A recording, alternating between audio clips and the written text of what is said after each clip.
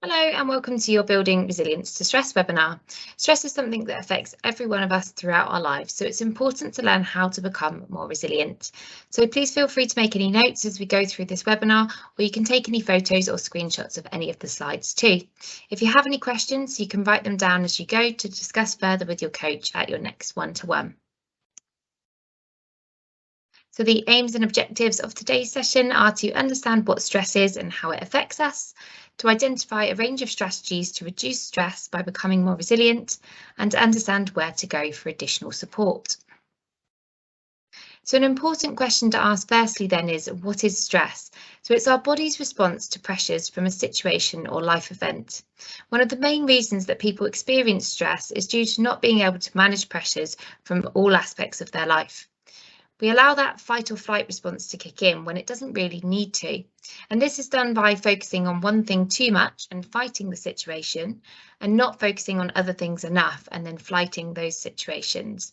So this can lead to family relationships or friendships being neglected and even breaking down, focusing too much on work and not getting a good work-life balance, or maybe neglecting other important areas like exercise, diet, and sleep. So why do we have a stress response? So when you feel threatened, your nervous system responds by releasing a large amount of stress hormones, including adrenaline and cortisol, and these alert the body to take emergency action. So your heart pounds faster, your muscles tighten, your blood pressure rises, your breathing rate increases, and your senses become sharper. So despite the evolutionary process, this natural hormonal response that our body automatically does has always remained the same, and it dates back to even caveman days. So this isn't something that we're doing wrong, as it is a physiological response where hormones are being released, and some big life events can cause our bodies to automatically trigger this response. However, we can challenge this response in certain situations and ways, particularly in those situations where we don't really need to fight or flight like our ancestors would have. And this is called resilience, which we're going to talk a little bit more about throughout the webinar. So when we're stressed, it's often because we've neglected to look after ourselves and our needs. So an example is when we're busy at work, we might stop exercising or stop doing an important leisure or social activity that we normally do. And this makes us more depleted with less energy for work, which in turn then makes work more stressful. So it can become a bit of a vicious cycle. The more stressed we become, the more we neglect our personal needs, which in turn then makes us more stressed. So self-care includes taking care of our own needs, goals, and also acknowledging our accomplishments and really taking time to nourish and nurture all of who you are. So this is things like personal hygiene, taking ownership of your health and lifestyle by prioritising eating well, keeping active, and making sure that you are scheduling in relaxation time as well. So a lot of us only think about self-care when we get stressed or overwhelmed, and only when things feel like they're falling apart do we start to wonder how we could have looked after ourselves better. However, a more useful habit would be to make self-care part of our everyday lives, even when things are going well. So instead of just reacting when we get stressed, we proactively take steps to try and prevent excess stress by addressing the 4 dimensions of self-care regularly.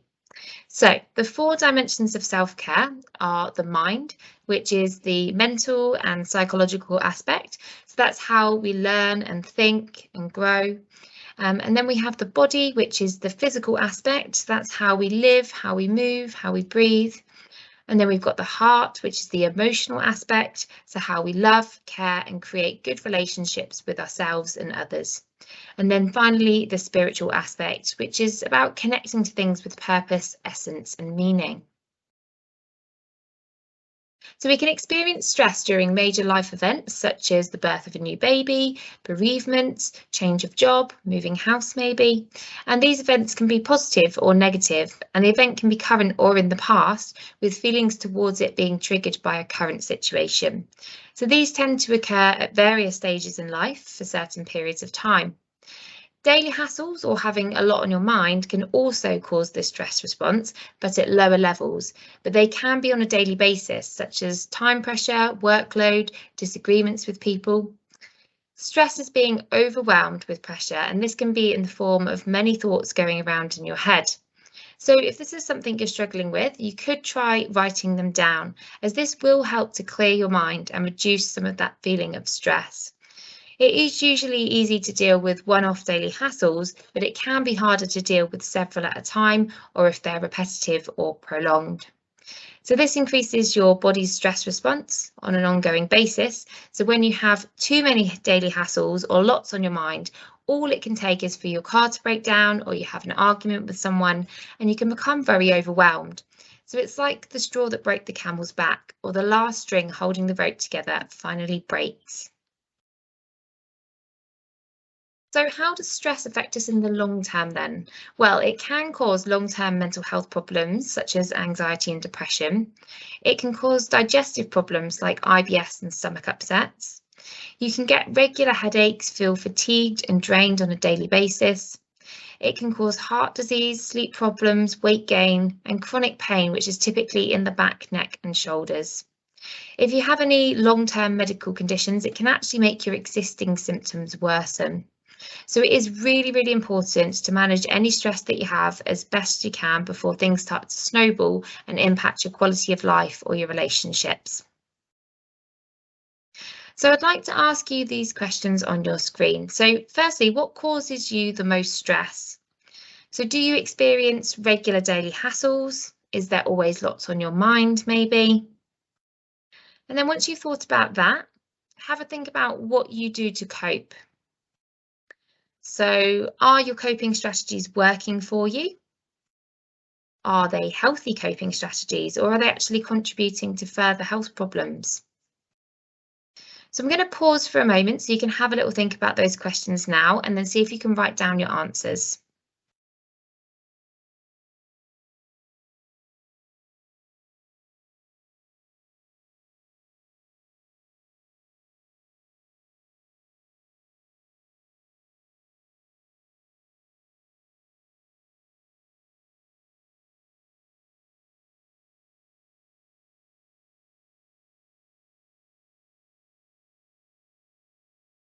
Okay, so hopefully you've written something down, but if not, maybe you might want to make a note to discuss with your coach at your next one-to-one. Later in the webinar, we will go through some healthy coping strategies, so you can write down any useful tips next to these answers to help you cope and manage your stress a bit better. So pressure is unavoidable in life. Too little pressure can cause boredom and low performance. Too much pressure can cause panic and burnout. Some pressure can make you feel more alert, it can improve your motivation and lead to job or task satisfaction. So to feel this way and to perform well at your tasks, you'd ideally like to be somewhere on this curve between comfort and stretch. After that point, having even more pressure can turn into strain and your performance does not improve any further. In this case, if you add more to your plate, you will not improve at getting things done to your standards. And if you get to the panic stage, your performance actually drops completely. So this can be about performance at work or even with achieving your weekly goals with exercise or diet, say. So I'd like to ask you, where on this stress curve are you? If you're at either boredom, strain or panic, then what can you do to get to comfort or stretch? So I'll pause for a moment so you can have a quick think about that, and then if you can, write down your answer.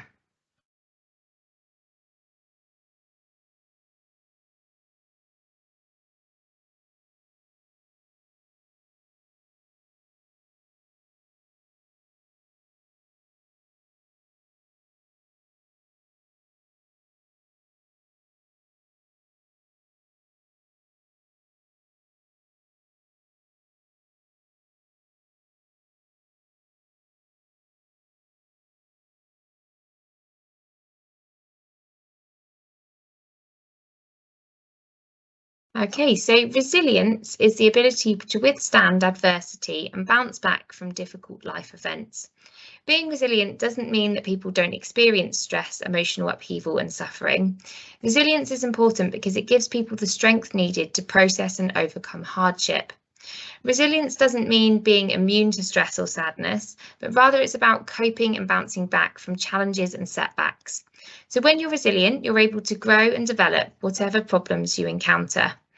Resilience isn't a fixed trait within a person. It is a combination of attitudes, skills, and behaviours that can be learnt and developed. So this means that everyone can develop their resilience to hopefully increase their sense of well-being and satisfaction with life. So we can build resilience by improving attitudes, skills, and behaviours in these 5 areas. Resilient people are proactive. They take action to solve problems and work towards things that are important to them.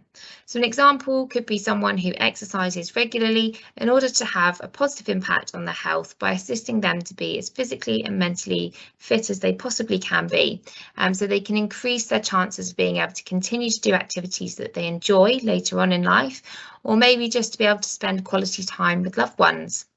So to become more resilient, we can try to be more proactive in problem solving within these 5 areas. So we've got the purpose. So spiritual care by creating a sense of purpose and developing your passion for living, taking time to find and explore something that really gives you meaning. Then we've got self, so appreciating your strengths and building positive self-esteem, filling and nourishing your mind with a new hobby or skill to keep sharp and build your confidence.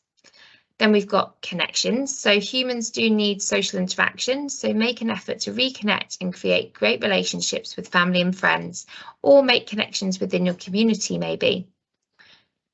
Body, so that's prioritising your physical well-being and building a healthy lifestyle. So fueling your body with high quality nutrients and regularly exercising will fortify your mental health and help to improve your sleep quality as well.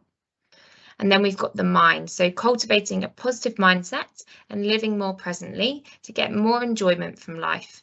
So practicing mindfulness or meditation to help you to cope with uncomfortable emotions. So we can then set goals around these 5 areas. So having clear goals for what you want to learn, do or achieve is the key to taking effective action. Setting goals in these 5 areas can increase your resilience and make you feel more in control of your life. So bad things happen to everyone, and often these are completely out of our control. So we're going to look at some specific behaviours that we know resilient people do to manage life's stresses. So resilient people accept that bad things happen, and no human is actually immune from this. So we seem to live in a world where we're exposed to perfect photos on social media, and it does seem that other people's lives are without trouble. And this can make us feel worse, and these snapshots do not represent what life is really like. So it's very easy to compare ourselves to other people, but in reality, the people who show themselves to have these perfect lives on social media don't necessarily show you the bad bits. And this can make you wonder, why me? Or why doesn't anyone else have these problems? When really they do, just like us. So we should all really talk about it more. So focus on what you can control. Resilient people are really good at carefully choosing where they focus their attention. As humans, we're really good at noticing things, but our negative emotions tend to stick to us like glue, whereas the positive things easily slip away. Focusing on the negative things can be beneficial as it can allow us to make changes. However, this is only the case when we take action to make those improvements. Whereas if we don't take action on those negative emotions, then we do not make progress and we may continue to feel bad. The problem is, in modern life, we are constantly bombarded with perceived threats, and our stress response is dialed up often. So I'd like to do a little activity with you now that's been shown to improve mental well-being. So what are you grateful for today? Did you achieve a goal maybe? Are you grateful for the people around you or the job that you have? So think of what you're grateful for now, however small, and then write it down. I'm going to pause for a moment so you can do that now.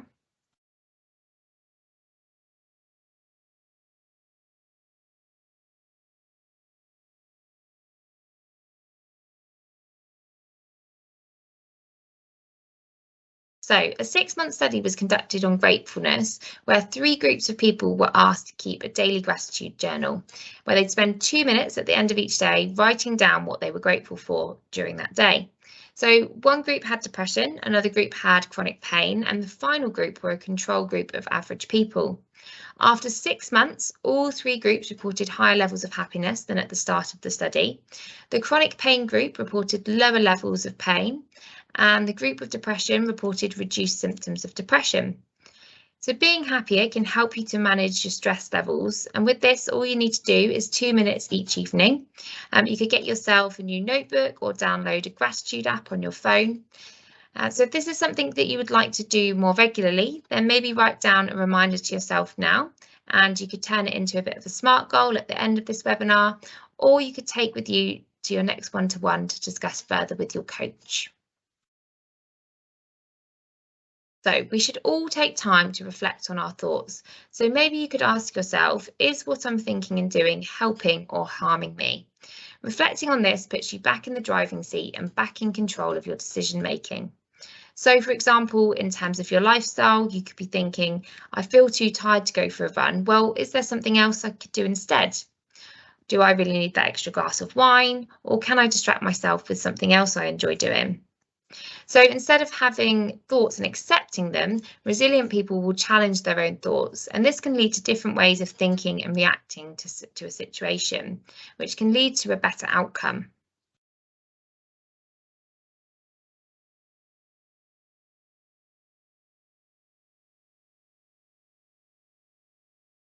So in terms of things that we can do to improve our resilience and better manage stress, one method is to ensure that we're achieving a good and consistent work-life balance. So this means that the two are separated, meaning that the stress of work should stay at work and not follow you outside of office hours. Now, I completely understand this is easier said than done, but thinking about your work whilst you're enjoying your leisure time can actually almost extend your working day. So try to distract yourself and set some boundaries. If you don't do this, then you're much more likely to suffer from burnout. And the negative effects of a burnout can impact every area of your life, including your personal and social life.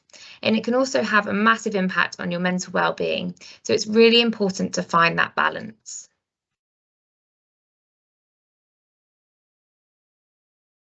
So it's important to remember that being more balanced doesn't necessarily mean dramatic upheaval in your life. The small things really do matter, as we will meet obstacles along the way, but the small things can still help you to move forward. So a small investment in the right places can drastically transform your relationships and your overall quality of life. So this just might be something as simple as taking 5 minutes out of your working day to practice a mindfulness technique, or maybe making sure that you do have your lunch break away from your desk, or taking a 10-minute walk after finishing work, or maybe just making time to talk to a loved one. So I'd like to ask you now, what small change do you think you can start doing today? So have a little think about that for a second and then see if you can write something down. So I'm going to pause again so you can do this.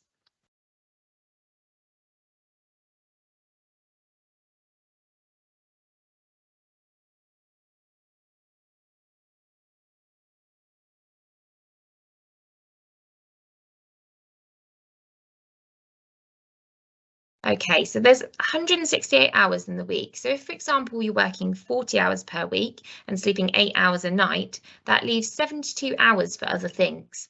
Now, of course, there are other activities that are essential and take up a lot of our time, such as getting the kids ready for school, travelling to work. But whenever we do this calculation with each individual person about their schedule, we do find that there's always some hours left where they could find time to exercise or have some relaxation or just do other activities that deserve to be there. So it's just about planning ahead and scheduling in these activities to fit. And remember that 10 minutes here and there really does add up. So when we say we don't have time for certain activities, it's important to challenge that and ask yourself, is it because you don't physically have the time, or is it because that particular activity isn't a priority to you? So if I asked you to do an hour's worth of exercise every day this week, you might turn around and say to me that you don't have the time. But if I said I'd give you £1 million, I'm pretty sure you'd be able to find the time to do it. So the point is that maybe it's not time that's lacking. Is it maybe that you don't want to do it, or that it's not a priority to you? So using this language reminds us that time is a choice, and we do have the power to fill our lives with things that deserve to be there, both in the short and the long term. So, in an ongoing emergency situation, it is hard to predict how things will develop, and circumstances can change very quickly. Now, worrying about what might happen is understandable, but it's not necessarily very useful. In fact, it can make us feel more distressed. So you're likely to experience some strong negative emotions at this time, so try to accept those negative emotions. Emotions communicate important information to our brains about the world around us. They're like an internal compass, helping us to make decisions and understand what we need to do next.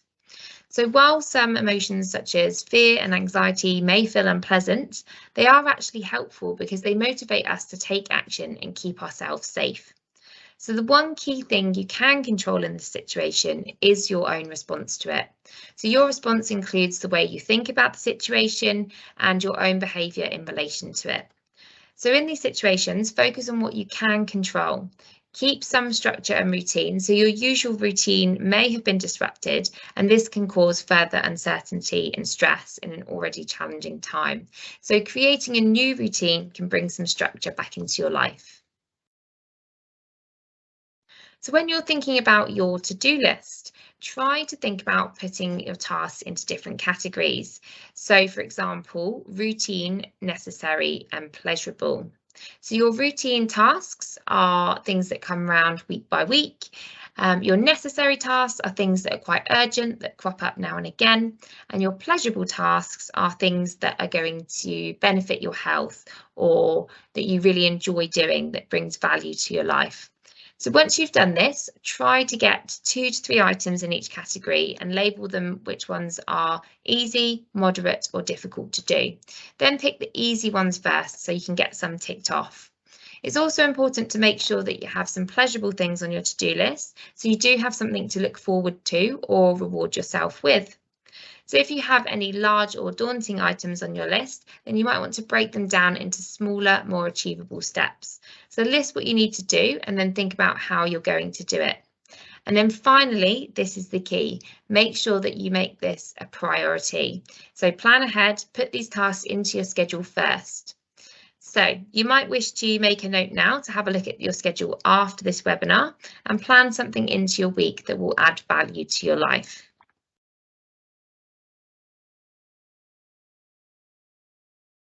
So, living in the present, there's a lot of research which indicates that regularly practicing mindfulness techniques can actually rewire your brain, increasing your mental flexibility and helping you to respond more adaptively to stressful situations.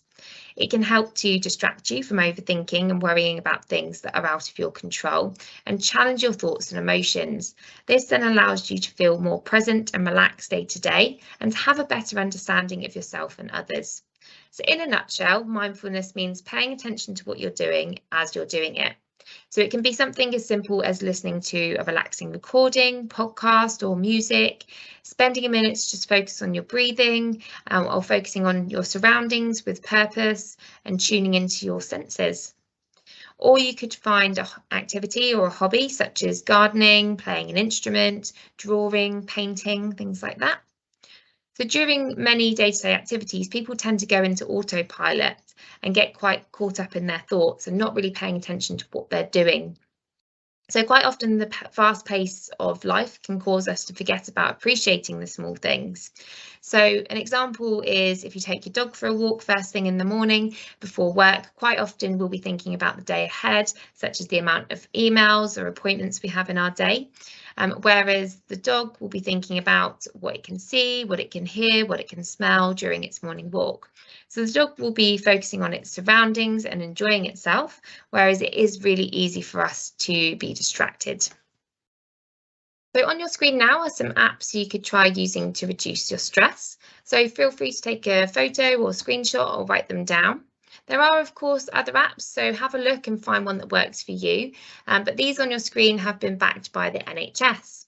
So the Feeling Good app is for you to relax your body and mind with a series of audio tracks designed to help you build confidence, energy, and a more positive mindset. My Possible Self can help you to take control of your thoughts and feelings and behaviours, and you can use the simple learning modules to manage fear, anxiety, and stress and tackle unhelpful thinking. You can also record your experiences and track symptoms to better understand your mental health. Then we've got the Stress and Anxiety Companion app, which helps you to handle stress and anxiety on the go.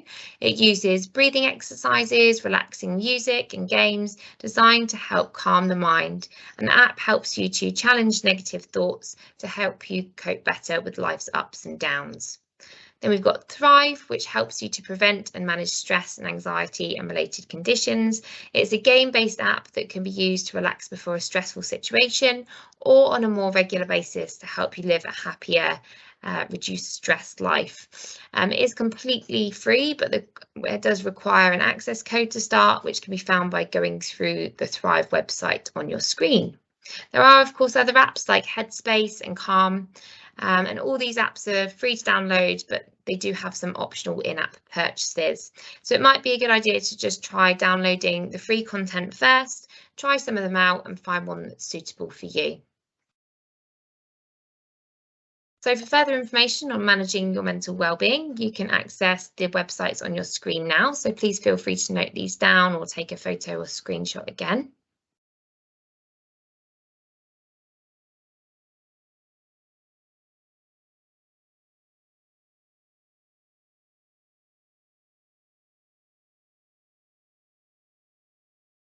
And to finish off, I'd just like to ask you, what can you do today? So what can you take from this webinar to improve your resilience to stress?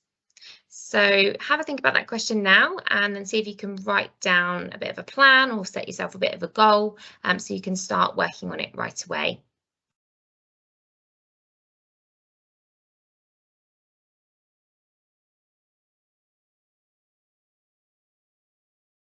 Okay, so that brings us to the end of the webinar. So I hope you enjoyed it and you've been able to take something from the session to allow you to become more resilient to stress.